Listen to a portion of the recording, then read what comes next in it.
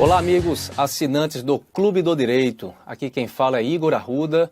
Eu fui destinado, incumbido de trazer aqui mais um conteúdo para vocês. Espero que um conteúdo inovador e que agregue bastante valor para todos os públicos que nós trouxemos aqui até essa plataforma inovadora chamada Clube do Direito.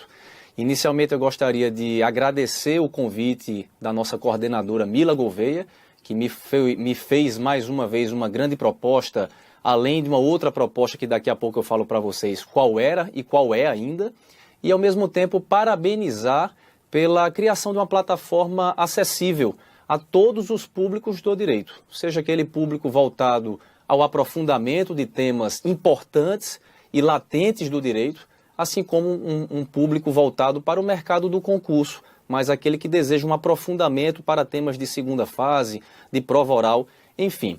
Então, basicamente, eu vim aqui trazer para vocês um tema que é importante não apenas para quem é membro da Defensoria Pública, para quem estuda para o concurso da Defensoria Pública, assim como para todos os profissionais do direito que precisam conhecer a realidade da instituição defensorial, a que ela é destinada, para que ela serve e a quem ela defende. Então, venho falar aqui sobre Defensoria Pública, direitos fundamentais e políticas públicas. Essa palestra inteira, ela terá dois blocos, vamos dizer assim. No primeiro momento eu falarei sobre Defensoria Pública, uma evolução histórica da Defensoria Pública, qual é o modelo de assistência jurídica gratuita no Brasil, ou seja, é a Defensoria Pública propriamente dita.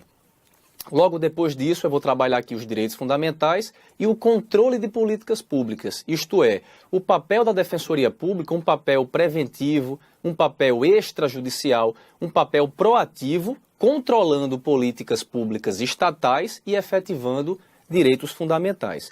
Então, nós temos aqui a palestra chamada Defensoria Pública na efetivação de direitos fundamentais mediante controle de políticas públicas.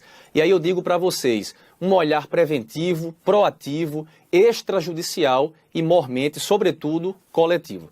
Então, essa é a ideia que eu venho trazer para vocês e para nós chegarmos até a ela, vamos entender o que é Defensoria Pública. Desde sempre existiu Defensoria Pública, sempre houve uma instituição defensorial no nosso país ou não? Houve uma evolução até chegar à Defensoria.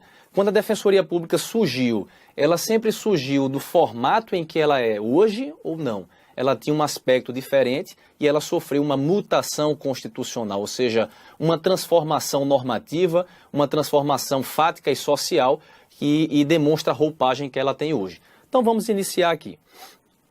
Antes de mais nada, eu quero apresentar quem é o palestrante, ou seja, quem está aqui diante de vocês apresentando. Então, rapidamente, me permitam falar sobre quem eu sou. Eu sou defensor público aqui no estado de Pernambuco há 3 anos, ou seja, iniciei aqui em outubro de 2015. Atualmente, eu estou gravando no estúdio de Recife e trabalho aqui em Recife.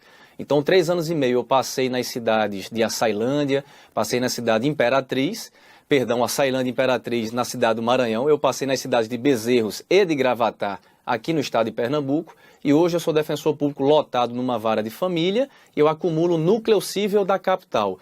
Aqui em Pernambuco nós temos ainda uma divisão assim. Nós fazemos lotação e acumulação. Então eu sou lotado em vara de família, ou seja, uma atribuição meramente judiciária, exatamente o contrário do que eu venho até pregar aqui, pela experiência que eu trouxe em 6 anos e meio como defensor público, eu venho trazer essa realidade da necessidade de uma atribuição extrajudicial e coletiva. Mas hoje, basicamente, eu estou numa vara de família, acumulando o núcleo cível da capital, eu fico dentro do Fórum Joana Bezerra, que é o Fórum de Recife, respondendo pelas varas cíveis onde não há defensor. Então é um trabalho imenso, trabalho enorme, sobre a área tributária, empresarial, cível, idoso, criança e adolescente, que não trabalhe com a questão da infância e juventude propriamente dita, enfim, matérias cíveis propriamente ditas.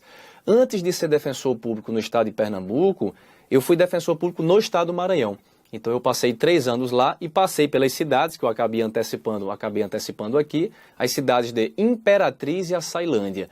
Então lá basicamente eu exerci uma atribuição criminal. Então lá eu fui eminentemente criminal, a defesa criminal técnica, execução penal, infância e juventude infracional, sessões plenárias do Tribunal do Júri, que são sessões apaixonantes, embora muito exaustivas, e tive uma uma atribuição muito específica chamada Defesa das Mulheres Vítimas de Violência. Isso aí já foi na Cidade Imperatriz, e nessa atribuição eu vou trazer um conteúdo mais à frente, na segunda palestra para vocês, porque eu tive uma atuação não com políticas públicas, mas com os direitos fundamentais das mulheres vítimas de violência. Então, seja uma medida protetiva de urgência, seja uma atuação judiciária como assistente à acusação, mas, sobretudo, também um olhar preventivo para as mulheres vítimas de violência. Foi uma época de amadurecimento para mim como defensor público e um amadurecimento como homem, ou seja, entender a vulnerabilidade do gênero feminino, a necessidade de inserção da mulher no mercado, no meio social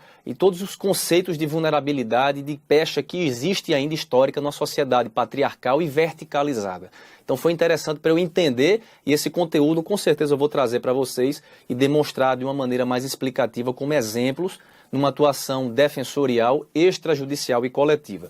Eu sou também, pessoal, me permitam, autor do livro Defensor Público Estadual, Guia Completo sobre como se preparar para a carreira. Esse é um livro da editora Juspódio, e aí por isso que eu agradeci a Mila Gouveia, porque ela que iniciou, o primeiro contato que eu tive com ela foi coordenando essa coleção. Ela coordenou, eu escrevi esse livro voltado a você que eventualmente esteja nos assistindo, e que seja candidato a concurso da Defensoria Pública Estadual. Para a DPU tem um outro livro, mas esse livro ele também acaba abarcando um pouco de DPU, mas aqui é voltado para defensores públicos estaduais. Se você quer entender uma primeira fase, se você quer entender a segunda fase, o espelho de resposta da banca examinadora, como deve estudar para a primeira fase, a segunda fase e prova oral, prova de tribuna, ou seja, como é que eu devo me preparar ponto a ponto, edital por edital e fase, etapa por etapa. Esse livro vai contar para vocês ponto a ponto. E por fim, pessoal, não poderia ser diferente, eu sou professor e coordenador do curso MEG, certo? É um curso voltado para a preparação de candidatos a carreiras jurídicas, existe para magistratura, Ministério Público, procuradorias, delegacia de polícia, defensoria, e hoje eu sou coordenador de segunda fase, então trabalho com os concursos em aberto, para que nós trabalhemos aqui peças processuais, questões subjetivas, como realmente treinar o exercício para a preparação para a Defensoria Pública, ok? Então vamos passar aqui a fase de quem é Igor Arruda e vamos começar o estudo propriamente dito de Defensoria Pública, ok? Então vamos entender o seguinte, eu quero saber de vocês, a Defensoria Pública ela sempre existiu? Como eu iniciei a pergunta para vocês, não, ela não existiu como ela é hoje, ela nunca foi assim na evolução das constituições brasileiras, que nós tivemos 7. Então vamos entender aqui o primeiro slide na tela de vocês, vamos falar aqui sobre a evolução histórica, isso eu vou me adstringir aqui as constituições brasileiras, sobre a evolução histórica da defensoria, ou seja, melhor dizendo, da assistência judiciária ou assistência jurídica gratuita. E isso é o que a Defensoria Pública efetiva, que mais à frente eu vou falar. Mas a assistência judiciária ou jurídica gratuita nas constituições brasileiras. Vamos começar aqui a entender mais ou menos esse conteúdo. Vamos aqui voltar a uma época histórica que é muito importante. É um conteúdo agora um pouco mais denso, pessoal, um pouco mais histórico, mas que daqui a pouco vocês vão entender o sentido da apresentação disso mais à frente, para poder entender Defensoria Pública. Vamos remeter aqui a 1808, quando a corte portuguesa ela fugiu de Portugal para o Brasil. Historiadores divergem se saber se houve realmente uma fuga e se foi uma saída de Dom João VI, que é o pai de Dom Pedro I, se foi uma fuga ou uma saída. Prevalece entre os historiadores que foi uma fuga, já que existia uma ameaça de Napoleão Bonaparte de invadir Portugal. Então a corte portuguesa, olha, tirou o time, como nós dizemos aqui no Nordeste, né, ou em outros estados também, tirou o time lá para o Brasil, 1808. A corte portuguesa ficou na colônia brasileira de 1808 até 1821. Foram 13 anos aqui nessa época. Uma época de tráfico negreiros, uma época de escravidão, ou seja, de subserviência humana em que pessoas negras, pessoas pobres, mais humildes, eram escravizadas por aquelas pessoas ali do tráfico de negros, do tráfico do açúcar, da cana-de-açúcar e por aí vai. Ok, 13 anos da corte portuguesa.